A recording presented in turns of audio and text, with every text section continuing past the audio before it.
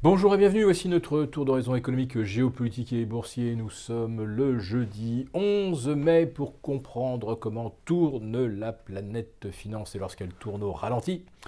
C'est sûr, la bourse au quotidien est nulle part ailleurs et l'épisode du jour s'intitulera Tweet, Snap et Abracadabra.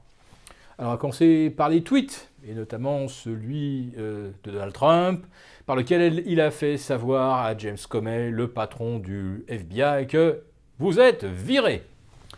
Alors c'est pas vraiment dans les habitudes de la Maison Blanche de virer des personnages aussi éminents et aussi cruciaux pour la sécurité du pays, de virer par tweet. On se disait que Wall Street allait réagir. On ne parlait plus que de ça dans les salles de marché sur le floor à Wall Street. Mais qu'est-ce que Trump a bien été faire une fois encore?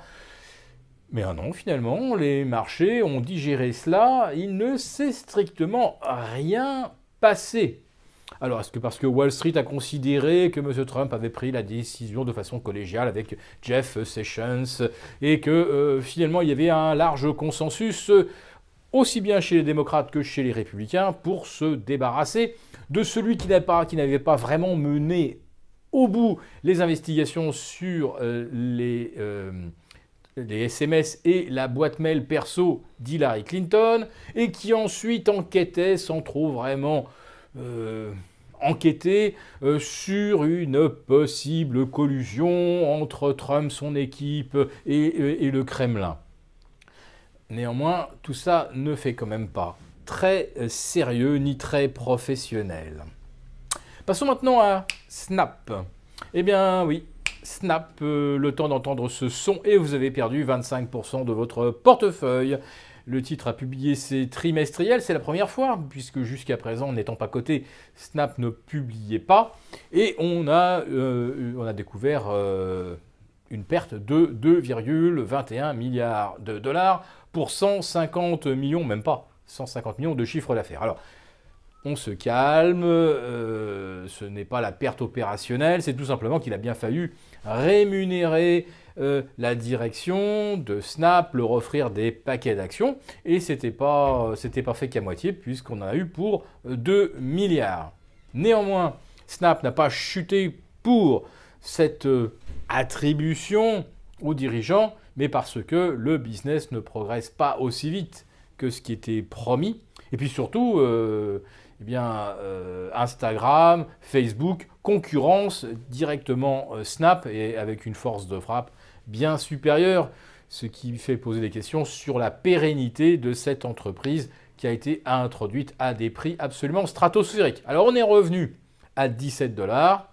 Souvenez-vous que le jour de l'introduction, on était à plus 40%, on était monté rapidement à plus 50%, on était encore récemment à 25 $, on était tombé à 23 $ en début de semaine, et hier on est redescendu donc à 17,30 $. Faut-il en acheter? Je pense que la réponse est dans la façon dont nous avons présenté les difficultés que rencontre Snap.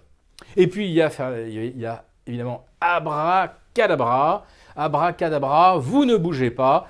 Et pour le Dow Jones, ça a été hier une 12e séance de consolidation au sein du corridor 20 913, 21 010. Et à l'instant où je vous parle, on s'attend à une consolidation de 0,05% du Dow Jones, de moins 0,10% du S&P. Bon, j'ai parlé du Dow Jones, bien sûr le S&P, lui aussi, il est dans un range de 0,5% environ entre 2388 et 2400, 2404. Oui, parce que hier, le S&P a battu un nouveau record. Bon, ne cherchez pas dans un lointain passé si durant des périodes estivales, les marchés se seraient assoupis pendant 12-13 séances. Cela n'a évidemment jamais existé. Hier, je déclarais les marchés cliniquement morts. Bon, ce n'était pas une découverte, vous m'avez déjà entendu à de nombreuses reprises vous parler de marchés qui ne fonctionnent plus que par la grâce des algos et des flux. et lorsqu'il n'y a pas de flux, il n'y a plus de tendance. Mais je vais aller quand même plus loin dans l'explication parce que certaines personnes se disent mais chaque jour on continue d'échanger des 3,5 milliards à Paris, des 20 milliards à Wall Street. Il y a donc du volume, il y a donc des affaires. Oui, mais aux États-Unis, sachez que 50% du volume quotidien est fait par le trading haute fréquence. Acheté, vendu, 10 000 fois à la seconde, imaginez. Donc tout ça, vous retirez pratiquement déjà la moitié de l'activité que je vous décris aux États-Unis.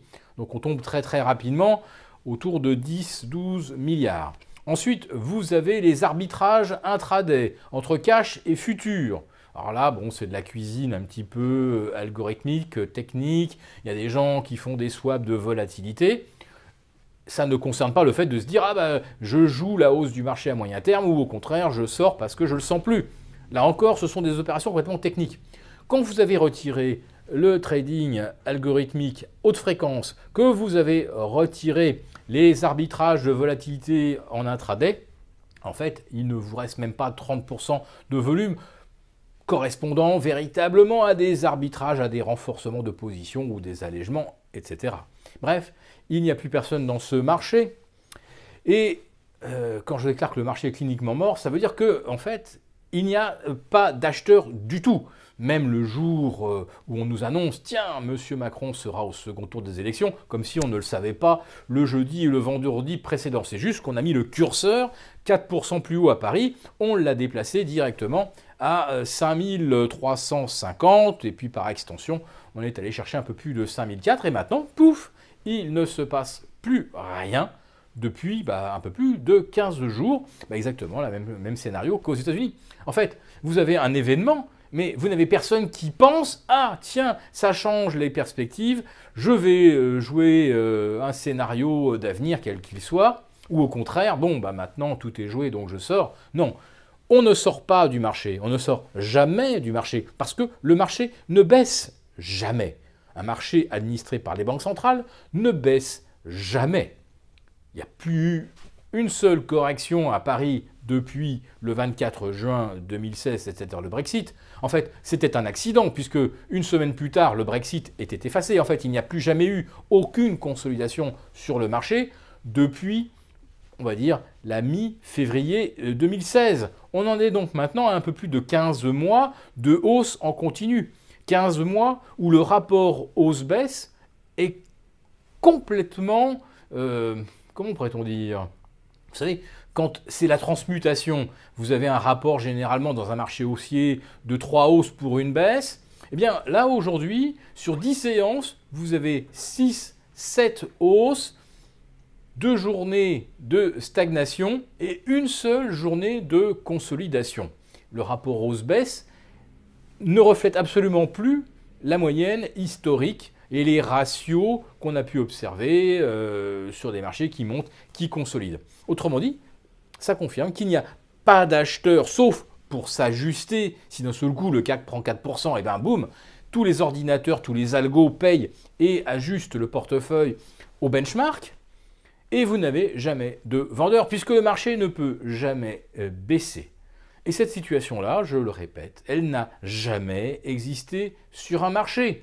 Ou alors ponctuellement sur un marché manipulé, comme on avait pu le voir, sur l'argent dans les années 80 avec les frères Hunt, qui s'étaient d'ailleurs fait littéralement massacrer par la Banque centrale, qui avait décidé du jour au lendemain qu'il fallait doubler, tripler les dépôts pour détenir des positions sur les marchés à terme, et les frères Hunt avaient été obligés de tout vendre. Mais la manipulation de l'argent, ils ont tenu 1 an. Et puis d'un seul coup, poum, ça a explosé. Là, les banques centrales nous tiennent quand même les marchés depuis 8 ans et 2 mois. C'est quand même quelque chose d'absolument extraordinaire. Ça fait 8 ans et 2 mois qu'on ne sait plus du tout ce que les actifs valent. Les actifs affichent un prix, mais qui sait réellement ce que cela vaut si d'un seul coup, des opérateurs venaient à vouloir sortir du marché? Eh bien, je vous rassure, personne ne cherchera à sortir du marché, tout simplement parce qu'il n'y a pas la place pour sortir. Et là, vous pouvez faire tous les abracadabras que vous voulez. Eh bien, là, snap, en un tweet, vous êtes ruiné.